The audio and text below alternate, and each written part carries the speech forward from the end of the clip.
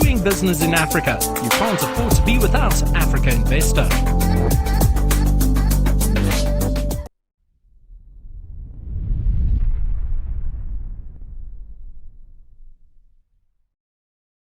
A simple question. Thank you. You mentioned that we are 20 trillion big. This is not right, we are 10 trillion big. But we can become 20 trillion big if we do, for instance, what we discuss here, right. At least we can make a step. And that's why I'm actually sitting here. I'm not going to now explain again what the problems are. You know all these problems. The solution that we would like to offer is documented as Google says. We have issued all kinds of decision papers, how we want to work with development banks, how we want to work with project owners. And it is very much what Google had already explained, and sorry for repeating it now.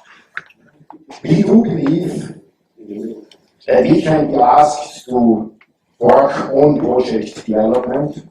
We can give the support, we can give certain form of advice.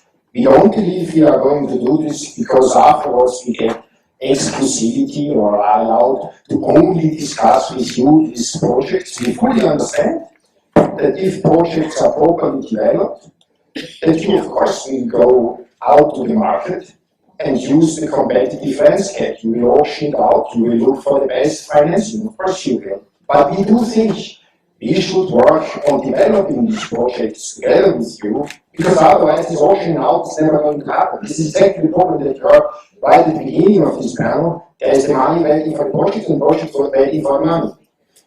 Yes, you know it. This is what we offer. We can work with governments on the development of project pipelines. We can go even further. If you now do think you don't want to reach out to individual investors, the Net Zero Asset Owner Alliance is convened by the UN financial institutions, UN environmental financial institutions. The secretariat of that initiative is the UN. You can contact the UN.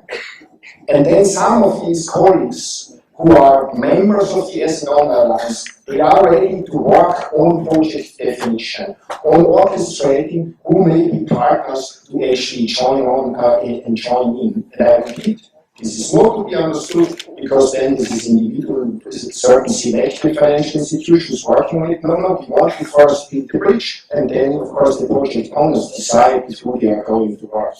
We do think we need to communicate this so clearly. Why? Because otherwise this gap, I repeat it again, between projects looking for money looking for projects will never be closed. So the investors need to step forward and need to be willing to give advice to help indeed to make these projects, as you will call it, bankable. And that's what we indeed put out there. Let's assume there is something like a target picture of your energy market. Let's assume you know what infrastructure pipelines you actually need to come to this infrastructure, to this energy market in 2030. Let's assume you can then talk to certain captive market participants who can give you advice how these projects can become bankable.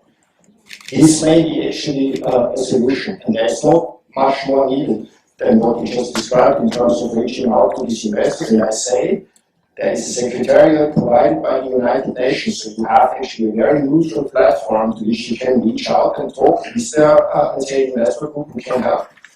Mobility investing is first assigning the project to make it bankable, and later on you auction out. Doing business in Africa. You can't afford to be without Africa Investor. Doing business in Africa. You can't afford to be without Africa Investor.